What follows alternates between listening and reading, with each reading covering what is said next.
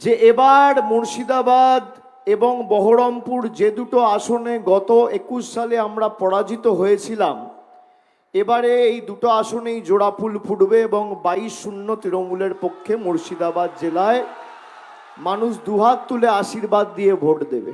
অন্যদিকে যিনি বিজেপির প্রার্থী, তার নাম গৌরী শঙ্কর ঘোষ।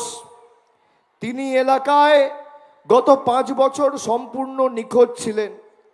কোভিড মহামারীর সময় তাকে চোখে দেখা যায়নি, পাশে পাওয়া যায়নি। বিধায়কের থেকে সাধারণ মানুষ শংসাপত্র বা অনুমোদনের জন্য তাকে ফোন করলে তিনি ফোন তোলেন না বা তাকে পাওয়া যায় না। 2026 সালের 19শে জানুয়ারি, আজ থেকে 3 মাস আগে তাকে হাতে নাতে আমরা ধরেছিলাম 30,000 ফর্ম 7 জমা দিয়ে মানুষের ভোটাধিকার কেড়ে নিতে চেয়েছিল এই বিজেপির প্রার্থী।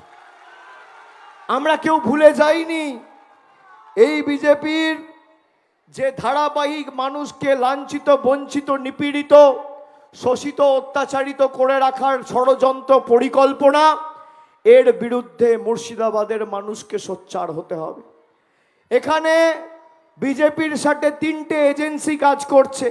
বিধায়ক যিনি ছিলেন, কলকাতা, মুর্শিদাবাদ, আজিমগঞ্জ হয়ে মণিপুরগামী যে সাইরং এক্সপ্রেস এবং একটা সাপ্তাহিক ট্রেন চলে হামসাফার এক্সপ্রেস, তাও হামসাফার এক্সপ্রেস খুব সম্ভবত, আমি যতদূর জানি, মুর্শিদাবাদে থামে না। মুর্শিদাবাদ ও বহরমপুরে বিজেপি বিধায়ক 5 বছর সময় কাটিয়েছেন।